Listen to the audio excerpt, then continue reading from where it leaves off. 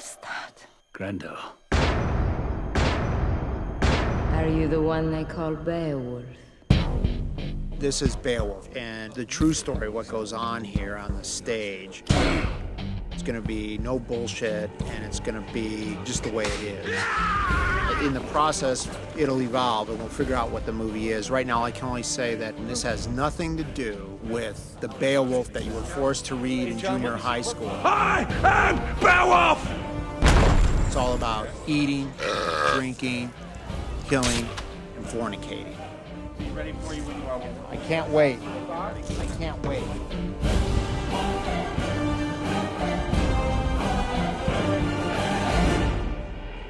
Hey, troops, how are we doing today? Here we are, first day of rehearsal. Here come the cast. This is Ray. I'm 6.5 feet. Okay, everybody, well, this is where we're going to be living for the next couple of weeks. We have paintings to show you kind of what the lighting's going to look like, what the texture's going to look like, what the feel's going to look like. You'll get a sense of scale and the detail of everything that's going to be here. We'll have a model here, and everyone will have a visual reference. So I'll be able to say, okay, no, this is where you're standing. So, and then this, of course, is our volume. So, Who's doing this? how's it going? And this is what everyone will look like on the day. This is how you'll be acting. And these are the receptors. These are all cameras. Everything, they're they're infrared? receptors. Receptors. Receptors, right. They're basically flooding this area with infrared light and picking up the movement of the dots. So if you put on a pair of night vision goggles, you would be blinded by the amount of infrared light that's flooding this volume. It's just a normal flashlight. You put it up about where your nose is, and you just look over look the at top. That's what the computer's reading when you're wearing them. This is what the sets look like, basically. And, you know, this is like a wooden table to scale. Everything's built so that light can get through it. That's a chicken leg. So see, you could like grab onto, you know, and do something like that. So we have a total of 12 video cameras that are just recording everything that we do, so that there's never any question. We just zip it up and we remember what we did. Before we do every take, we do a T-pose. A T-pose is like a physical slate for the computer. Thank you all. See you all on the day. Bye.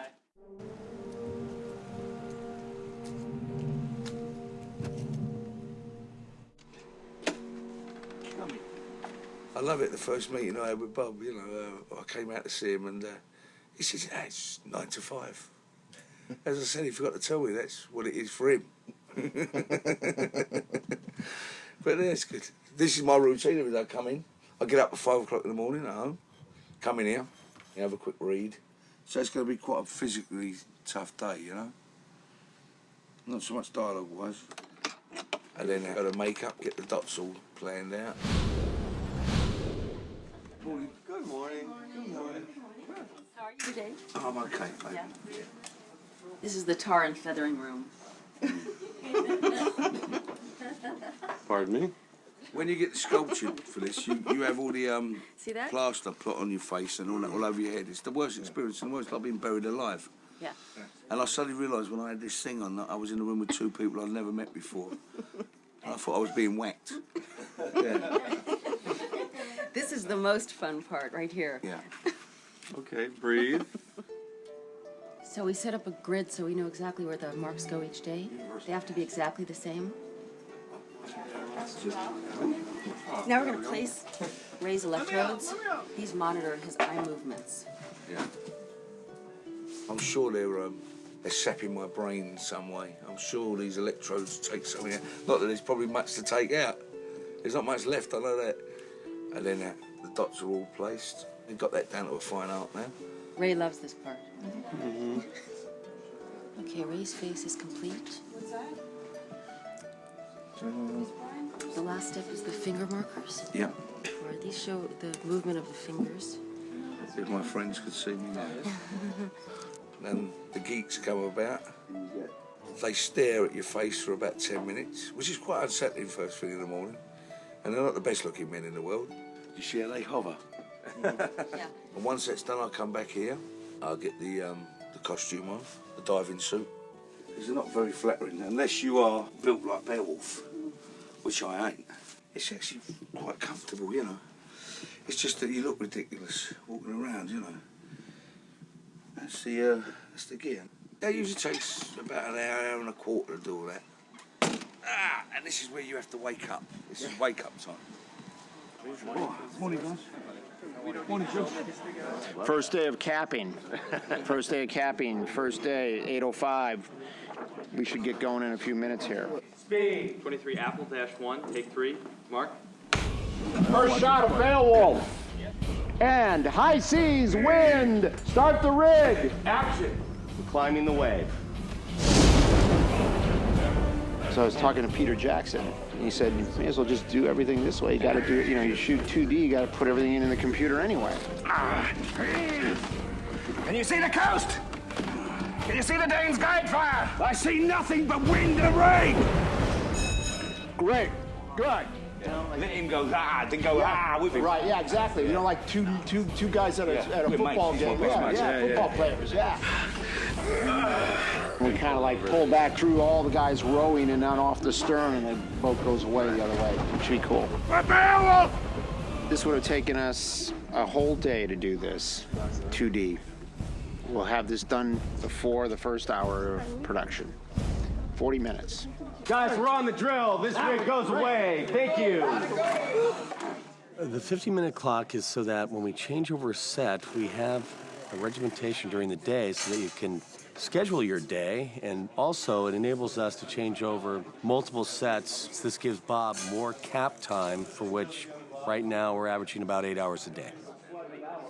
No, just start there, go here, bring to there, and then I'll show you what to do next. Okie dokie. On this particular film, I would say more than half of the shots, probably 2/3 of them. And as we were putting them together on the stage, Bob tuned them up and made them better, causing all of us to run around and reposition everything so it worked better. All right. Look at that. 42 seconds. Time left over. Look at that. Well done. We're going to T-pose this set within that last 30 seconds. Okay, we're moving out. We're clearing. Mark. And fire, please hold. Position, please. And action, John. Take my sword. It belonged to my father's father. It's called the Runting. I may not return. Your ancestral sword might be lost with me. As long as it is with you, it will never be lost. Cut. Very nice. T-pose. We'll scan these out. When we bring each prop in, we use these barcodes. When you have all these items that are identical in the space and the computer's trying to sort them out, it allows them to see each one distinctly. So then, to help the human beings that have to track these things in post-production, we have given them color identification patterns. Set dressing is gunmetal gray. Props are fluorescent colors. So they put little weights in them so they feel like they have liquid in them. We try and give it as true a sense of the shape of the thing and the weight of the thing as we can, because actors really lean on their props or their sense of reality. Lips ripe as the berries in June. In this environment, it's really, really hard to see people kind of having an existential crisis right in front of you because they don't know what's real. And so you give them this little thing and they have something to relate to.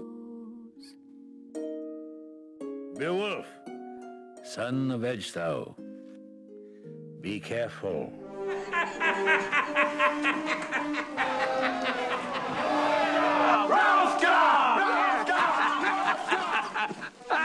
Very nice, Tony. Great. As she approaches you with the mead, it's actually creating the illusion of you approaching her. Oh, I see. Okay.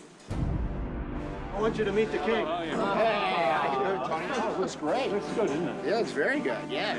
Well done, everybody. Beautiful job. Beautiful. You're going to be able to imagine all this on you when you do it and all that? Okay, good. We have all this stuff in my office for him to look at. Can you try the crayon on?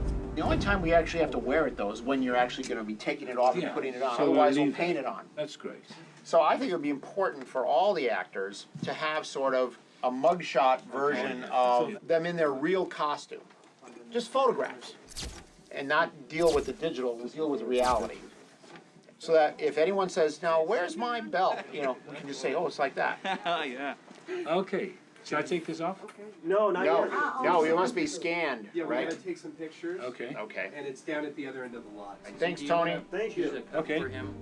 I'm gonna take a bunch of high detail photos of you from every which angle. Very good. Only 6 cameras on you at once. I love the maze. Exactly, it's a labyrinth. We like it.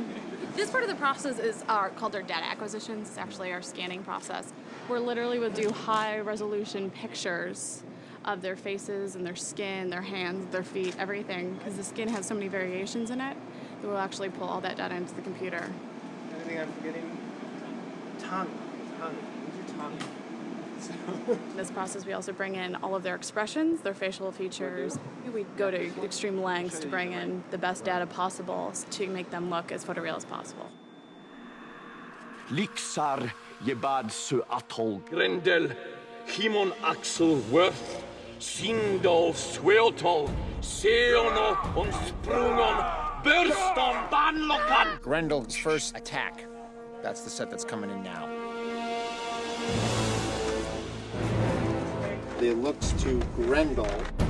I had never thought about Crispin Glover in relation to this project, but the minute Bob said, you know, what about Crispin? I completely freaked out. It was like, oh God, if Crispin doesn't do this, I will die. When we introduce you, we want you to, we don't know that you have the softer side. Right. We want to present you as this mass murderer. Right.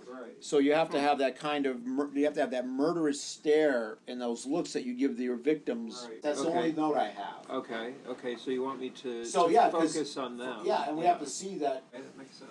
So continue, Garrett. That's great. Okay. He sees Asher. Yeah. And this is where he makes the leap and grabs, Perfect. you know, with a 3R. Yeah. And then he's going to make the big turn and the twirl back. That's great. It's Good, Crispin. Yeah. We didn't know exactly how to bring about the Grendel movement, so we actually had just come up with this bungeed system where a person is still picked by their hips, but we also have this travel rail above him so he can go forward and back of his own accord. We want to give him a little bit more floating effect so that he actually looked like he had this superhuman kind of a leap. Well, how far do you and Crispin want to do this first piece? The very first beat is we'll have the doors and he'll break through the doors. And we're going to have him leap in here. Okay, right. Okay, that's when he'll grab this person, rip him in half, throw one half down the center table, the other half he throws into the wall. Then he's going to leap forward again and he's going to break this serving table, and that's it. I love that.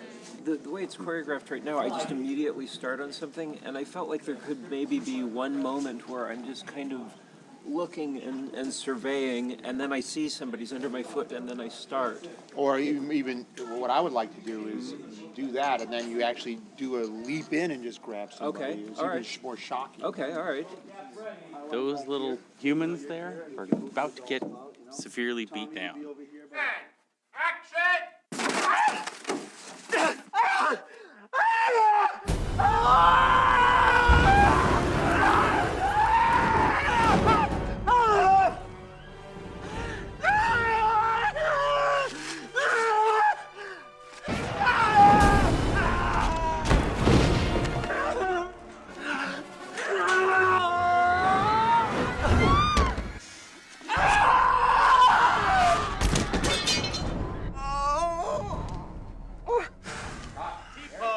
It's right on it. Good. See, I knew Crispin would be perfect for this. Just perfect. Perfect. We're shooting Crispin Glover's performance as Grendel in a 50% set. Grendel theoretically is supposed to be 12 feet tall. So you'll see this actor basically attacking that bucket of puppets right over there that represent Thanes at 3 feet, which is 50% of their normal size. They've been through many levels of revision and redoing and getting torn apart and put back together, and they're a really big pain in the ass. I'll be glad when we're done with them. We had 50% world where Crispin was the monster. Then we also had to have this 100% world where you would see either the stunt people or, you know, Ray Winstone acting their pieces out. I don't want to seem too confident about this one, but the guy's not saying too much. He's got a cold stare about him, you know? Yeah. This is a Robo Grendel, and it's a robotic device to articulate Grendel's movements. It'll be a fun ride, yeah. But Luke, are you doing a lot of that movement yourself? No. I want to come home.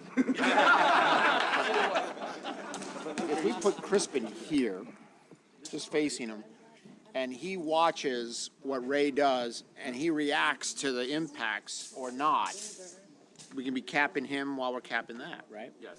Yeah. Ray, you know, if you feel uncomfortable, just yell stop. And We're ready to stop. help! All right, we're ready, guys. And action. And left. And right. And left. And right.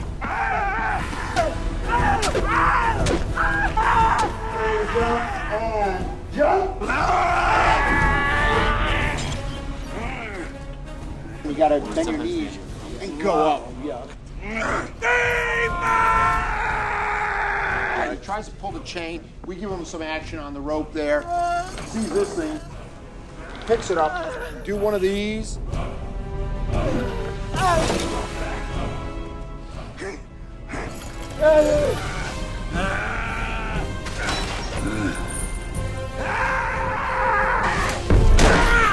Now slam him again with the door. Mine is strength, lust, and power. I am Beowulf. Hot T-pose.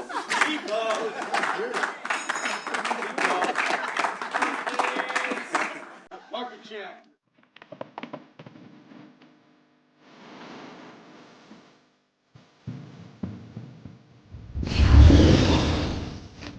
You'll need horses. Does he have enough room to get any horse action to move? You got a lot of room, Bob. No, I'm worried that he's got nowhere to go because these horses are here. It is hard because horses are obviously a little bit bigger than the volume, so obviously it makes it difficult. You know, you can't get any speed up, and it's hard. You got to really worry about the horses brushing each other because when they do, they knock all their markers off and stuff. So it's completely different. But I think maybe that's the nature of our business now, so I think it's probably a good idea to be involved in something like this. So somebody had to be. Marker down on Ivan. We have a R-back marker. The markers are a real hassle. I mean, we have to have, I think we have 95 markers on the horses. There's 5 on the saddles and 90 on the horses. And so what they've done is they went through the anatomy of a horse and went through and found all the places that they feel like will move. And that's where we apply the markers. Farty horse, let's get Bucket standing by. Are you marking this? Ray's horse can come up maybe 3 paces. Whoop, whoop. But stay tight to him that way, yeah. And be able to draw his sword without spooking this horse over here. There, that's perfect right there is good. Put a crook for him to rest it in on another C-stand, okay? And everything will be perfect. All right.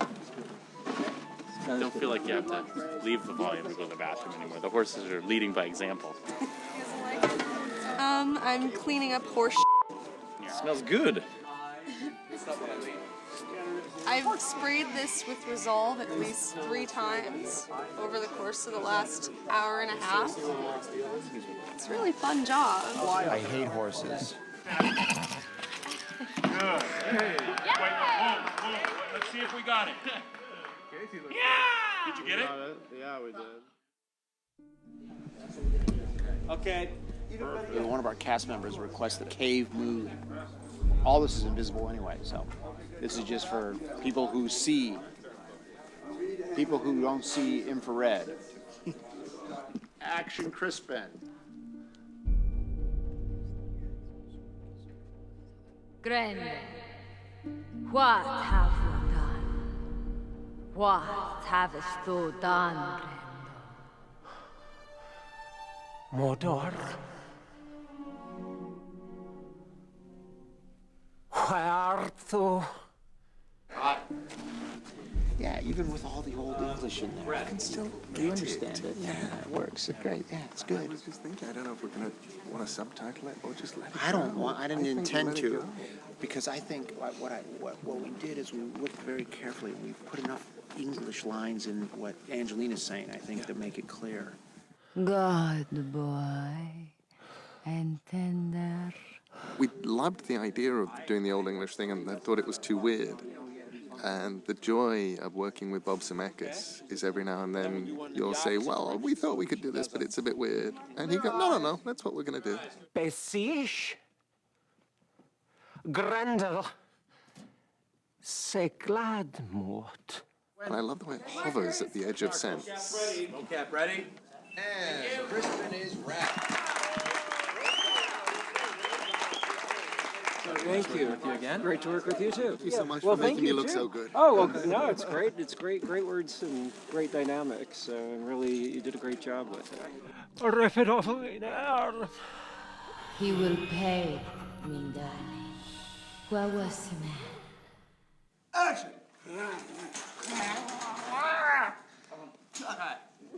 Oh, Jesus, the mocap. What the hell is You this? call this mocapping? All right, I'll tell you about I was mocap. back there in the days. I was back in the day of mocap. T-pose, please.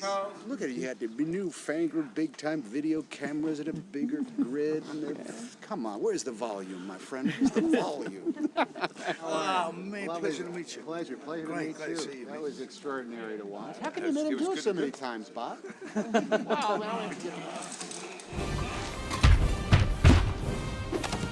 Well, Bob, I'd love to save you, but I think you're in pretty good hands. So now we've done that thing we always talked about, is just taking the essence of the actor and putting him in the body that's right for the character. Wow, that's great. Isn't that great? T-pose. Number one, please, gentlemen. And the mother's mate. Where is Grendel's father? And the mother's mate. Where is Grendel's father? Let me see an outside perspective again. You just see how low we are. This is designed to, as best as we can, replicate what a crane would do on a live-action set. There's a graphical depiction of what the camera's doing for this shot.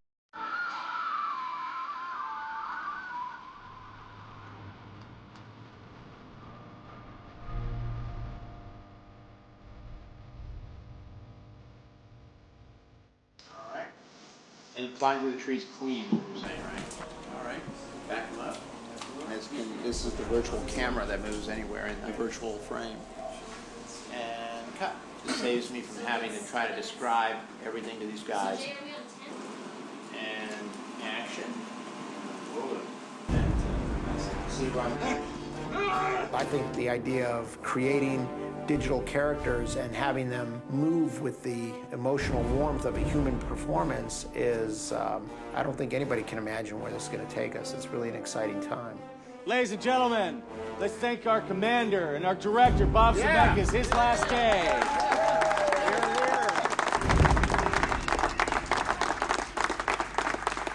Great job, everyone. I'll see you all tomorrow.